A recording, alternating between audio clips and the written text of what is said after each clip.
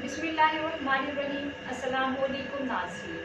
67 news एट्री की जानिब से मैं हूँ आपकी होस्ट सना आफ्ताब। नाज़रीन, आज हमारे साथ जर्नलिज्म की एक ऐसी शख्सियत मौजूद हैं जिन्होंने मीडिया की फील्ड में तहलका मचा रखा है। अगर उनकी फील्ड की बात की जाए कि वो किस फील्ड से मुंसलिक हैं और किस से नहीं, इसका अंदाज़ा आप बखूबी लगा सकते हैं। अगर उनके पॉलिटिकल शोज की बात की जाए तो उन्होंने किस तरह से अपने तजर्बे से सियासतदानों को पकड़ा। अगर उनके आउटडोर शोज की बात की जाए तो रोड पर करप्शन करने वालों को, पुलिस वालों को, जो कि अभी एक रिसेंटली वाक़या हुआ था कि उन्होंने पुलिस वालों को जिन्होंने करप्शन की थी पेट्रोल में, उनको पकड़ा। अगर और बात की जाए बदअनवानी करने वालों की, तो इन्होंने उनको भी बेनकाब किया है, जो कि सहाफ़त से भी ताल्लुक़ रखते हैं। अगर उनके सोशल मीडिया पर बात की जाए तो बेहद एक्टिव होते हैं। आइए मिलवाते हैं आपको सर नजम वली खान से। अस्सलाम वालेकुम सर। जो अस्सलाम। कैसे हैं आप? सर, सबसे पहले आप हमें ये बताएं, जो आपका न्यू नाइट का सफ़र है ये कैसा है? ज़बरदस्त है, अच्छा है। असल में काम आदमी को वही करना चाहिए जिसको वो एंजॉय करे, जो उसका शौक़ हो। अपने शौक़ को आप प्रोफेशन बना लें या अपने प्रोफेशन को आप शौक़ बना लें तो आप उसमें कामयाब रहते हैं। तो मैंने यही किया कि अपने प्रोफेशन को अपना शौक़ बना लिया और मेरा शौक़ जो था उसको प्रोफेशन में ले गया। तो 642 से ये शुरू हुआ। हालांकि जर्नलिज्म मेरी पहले से शुरू हुई है। मैं इससे पहले ख़बरें जब अखबार शुरू हुआ था तब मैंने जर्नलिज्म शुरू की। उसके बाद मैं 3 अखबार का चीफ रिपोर्टर रहा, एक्सप्रेस का रहा, आज टीवी में रहा, सिटी 42 में रहा। तो सिटी 42 से न्यूज़ नाइट के नाम से जब प्रोग्राम शुरू किया था तो वो चलता रहा और अल्लाह का शुक्र है कि रिस्पॉन्स मिला और जो एक सहाफ़ी के तौर पर जिम्मेदारी होती है वो पूरी की। सर, अभी आपने सहाफ़त की बात की, तो आप हमें ये बताएं आप सहाफ़त में किस तरह से आए? सहाफ़त में बिल्कुल एक्सीडेंटली आया था, कोई प्रोग्राम नहीं था इस किस्म का कि सहाफ़ी बनना है। असल में बीए करने के बाद हमारा सेशन लेट था, पंजाब यूनिवर्सिटी का तकरीबन 10-11 महीने लेट होता था। तो ख़बरें अखबार की तरफ से इश्तिहार आया कि जर्नलिज्म में मौका है, आप ज्वाइन करें एज रिपोर्टर। तो मैं चला गया, ज़िया शाही साहब थे, वहाँ पर इंटरव्यू दिया। तो वहाँ पे मैंने सेलेक्ट कर लिया, कहा जी आप आ जाएँ। 1.5 साल मैंने काम किया। तो उसके बाद फिर चूँकि मैंने एमए करना था तो पंजाब यूनिवर्सिटी में एडमिशन लिया, मैंने छोड़ दी। फिर मास्टर्स के लिए, मास्टर्स करने के बाद दोबारा ही ख़बरें ही ज्वाइन कर लिया। तो इस तरह एक चूँकि पहले से एक फील्ड बनी हुई थी तो उसी में आगे आगे कोई ऐसी चीज़ नहीं थी कि बड़ा कोई ख्वाब देखा था कि जर्नलिस्ट बनना है या डॉक्टर बनना है या इंजीनियर बनना है। बस एक साथ एक कुदरत की तरफ से था, तो उसने इस तरफ धकेल दिया आगे। सर, आप अपनी फील्ड को लेके ही आगे चले और इस फील्ड में आ चुके, ये आपका कोई ख्वाब वगैरह नहीं था? नहीं, ख्वाब नहीं था, कोई ख्वाब नहीं था। जिस तरह लोग कहते हैं जी मेरा ख्वाब था कि मैं ये कर दूंगा वो कर दूंगा, नहीं। एक अल्लाह ताला की तरफ से एक रास्ता बना और उस तरफ आ गए।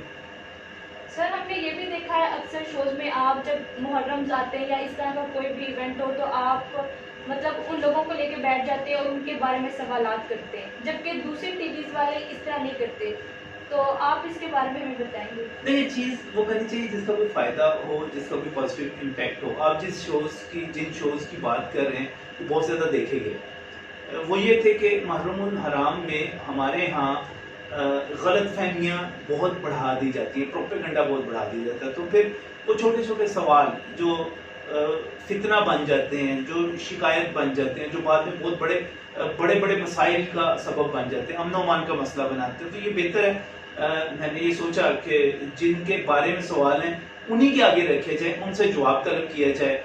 कि जैसे मुहर्रमुल हराम की आपने बात की तो उन्हीं से पूछा जाए ना कि आपके बारे में जब ये कहा जाता है कि अहले तशय्युअ जो हैं ये तो वही हैं खुद जिन्होंने हज़रत इमाम हुसैन को कत्ल किया, तो हक़ाइक़ क्या हैं? आप तारीख को किस तरह एक्सप्लेन करते हैं? आपके पास इसकी वजाहत क्या है? आपके बारे में जितनी मुद्दा की बात की जाती है, बाकी बातें की जाती है, तो ये सारे सवालों के जवाब आप दें ना। तो इसमें गलत फहमियों का अजाला हो, आपस में मोहब्बत बढ़े, आपस में जो फ़िरका वाराना कशीदगी है, गलत फहमियाँ हैं वो दूर हों। तो इससे अच्छी जर्नलिज्म क्या हो सकती है? मेरे ख्याल में कोई नहीं हो सकती। जी सर। सर, तो आप हमें ये बताएं, इमरान खान ने इस कदर महंगाई कर दी है तो इसका हल क्या होगा?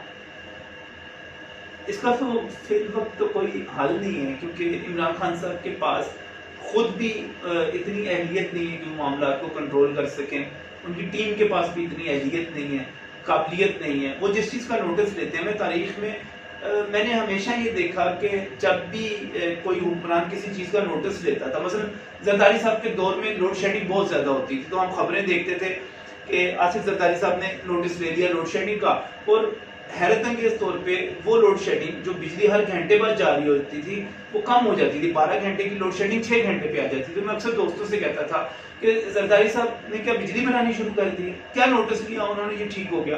مجھے بتایا جاتا تھا کہ نہیں, اصل میں آئی پی پیز کو پیمنٹ کرنی ہے, پیمنٹس رکی ہوئی تھی, پریزیڈنٹ نے نوٹس لیا, پیمنٹس ریلیز ہو گئیں, تو بجلی بننا کے جو جتنا وہ پروسیجر تھا, تیل کی قیمتیں پے ہو گئی, آئی پی پیز کو پیمنٹ ہو گئی, صنعتوں کو جو بجلی سپلائی کی جاتی تھی اس کا دورانیہ کم کر دیا گیا, بجلی جو تھی شہری علاقوں کو دینی شروع کر دی, تو اس طرح آپ کی لوڈ شیڈنگ کم ہو گئی.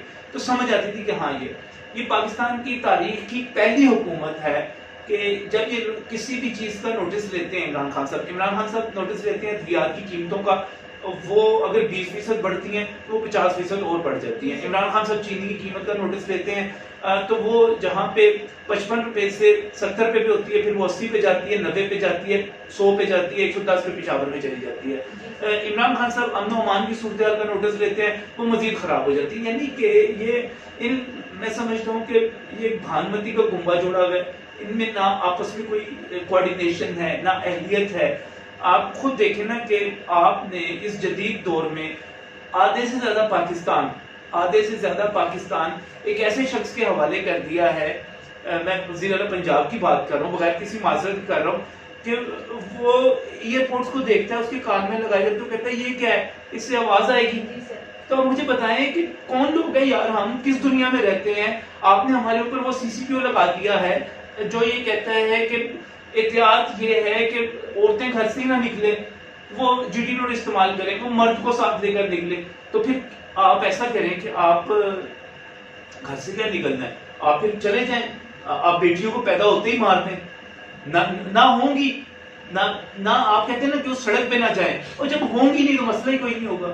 تو اس قسم کے لوگ اگر آپ کے اوپر مسلط کر دیے گئے, اوپر سے لے کے نیچے تک لطیفے ہی لطیفے ہیں, تباہی ہی تباہی ہے. آپ کا گروتھ ریٹ کہاں پہ چلا گیا, مائنس میں چلا گیا, اور یہ کوئی کرونا کی وجہ سے نہیں ہوا. 5.8 پہ آپ کا گروتھ ریٹ تھا, یہ آپ کا 1.8 پہ چلا گیا, اور کرونا کے بعد یہ مائنس میں چلا گیا. آپ کا GDP بڑھنی چاہیے تھی, آپ کی GDP سکڑ گئی, آپ کی ملازمتیں ختم ہوئی, آپ کا بیڑا غرق ہو گیا. یہ تو کوئی موجودہ دور میں میرا تو نہیں خیال کہ یہ چیزیں ٹھیک ہوں گی. سر, تو ابھی آپ نے بات کی تھی عمران خان نوٹس لیتے, تو انہوں نے یہ بھی کہا تھا کہ وہ نوکریاں دیں گے, جبکہ ان کی حکومت کو 2.5 سال مکمل ہونے والے ہیں. تو آپ کو لگتا ہے نوکریاں آئیں گی یا نہیں؟ سب سے پہلی بات تو یہ ہے کہ انہوں نے کہا تھا کہ ہم نوکریاں دیں گے. سرکار میں تو یہ نوکریاں نہیں نکل سکتی, نہ ہی کوئی بھی گورنمنٹ اس طرح نوکریاں دے سکتی ہے. پرائیویٹ سیکٹر نے دینی ہے. پرائیویٹ سیکٹر اس وقت دے گا جب اس کا بزنس گرو کر رہا ہوگا, جب نئے ادارے قائم ہو رہے ہوں گے. نئے ادارے قائم نہیں ہو رہے, آپ کا بزنس گرو نہیں کر رہا. میں نے آپ سے پہلے کہا آپ کی GDP نیچے چلے گی, آپ کا گروتھ ریٹ نیچے چلا گیا.